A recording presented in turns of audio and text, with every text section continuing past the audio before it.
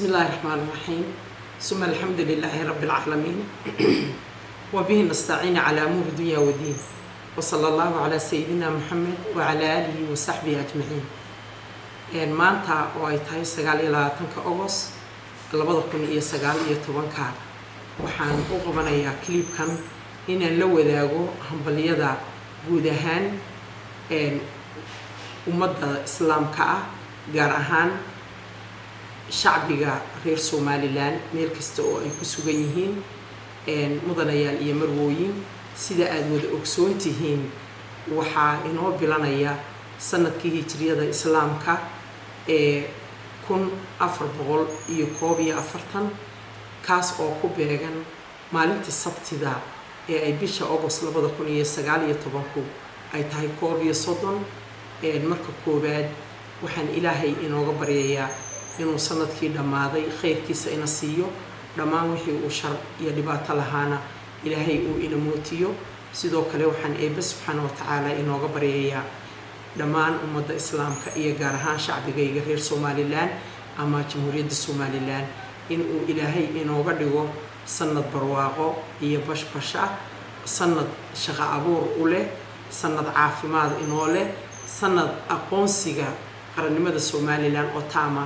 eebbe inoogu siiyo sanad eebbe inooga dhigo mid daboolka laga qaado dhammaan khayraadka dihin ee dalkeena dingiiga intaa ducada kadib waxaan doonayaa inaan la wadaago farxadda sanadka cusub ee hijriyada islaamka ee 1441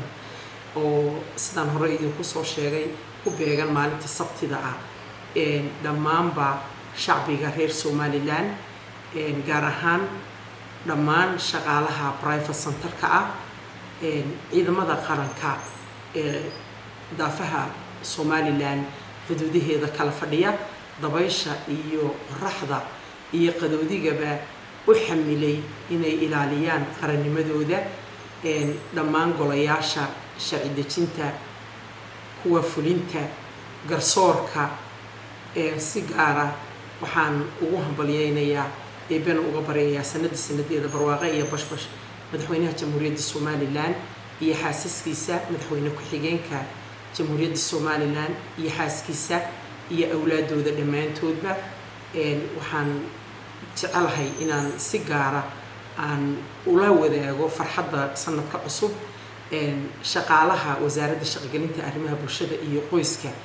oo runtii la'aantood aanay wax fara badan oo bulshada reer Somaliland loo qabta aanay suura galeen waxaan eebbe uga baryayaa iyaga iyo awlaadoodii xaasaskoodaba